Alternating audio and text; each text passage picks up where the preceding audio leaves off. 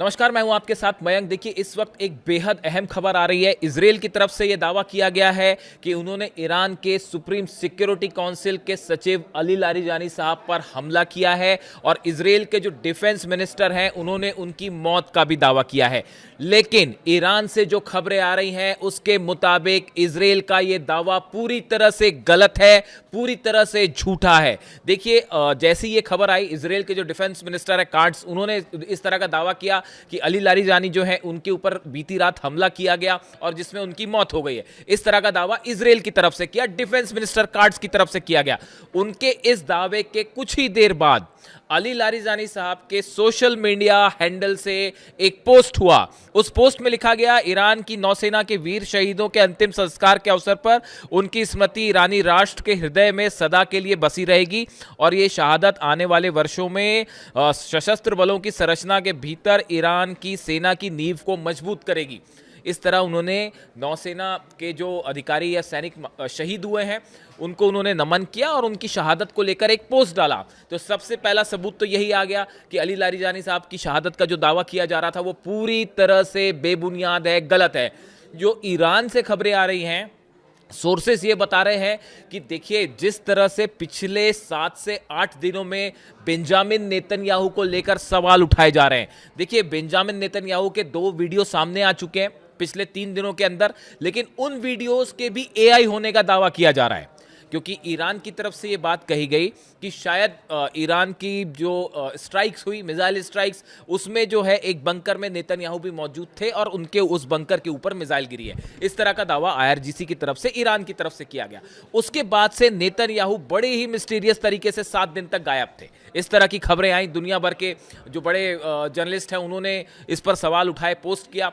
उसके बाद नेतन्याहू के 2 वीडियो आते हैं, कॉफ़ी वाला वीडियो है और एक वीडियो और आया जिसमें वो एक खुले इलाके में दिख रहे हैं, लेकिन उसको लेकर भी इस तरह के दावे हो रहे हैं कि ये भी फेक वीडियोस हैं, एआई वीडियोस हैं। और अभी भी नेतन्याहू को लेकर बड़ा क्वेश्चन मार्क बना हुआ है।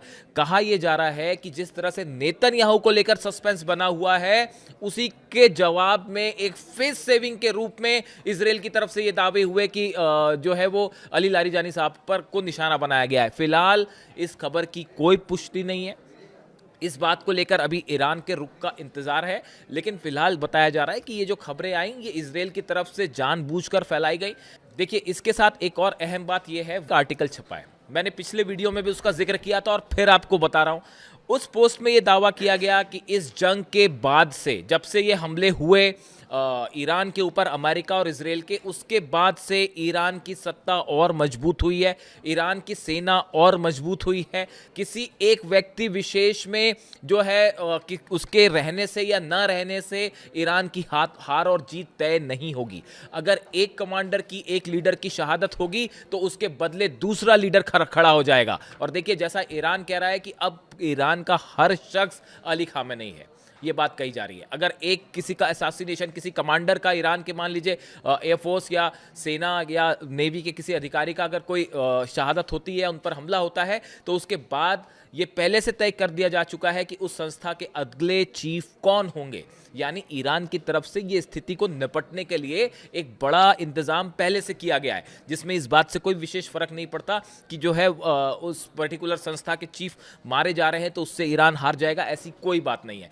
दूसरी तरफ रॉयटर्स के हवाले से एक और बड़ी खबर आ रही है कि नए सुप्रीम लीडर जो है मुस्तबा, उन्होंने साफ कर दिया है कि 2 देशों ने सीज फायर का प्रस्ताव रखा था ईरान के साथ, ईरान ने उसे ठुकरा दिया है, ठोकर मार दी है और मुस्तबा खामेनी की तरफ से बात साफ कर दी गई है, ईरान जंग नहीं रोकेगा। और इस बीच में जो ये इजरायल के दावे हो रहे हैं, ये ट्रिक्स बताई जा रही हैं।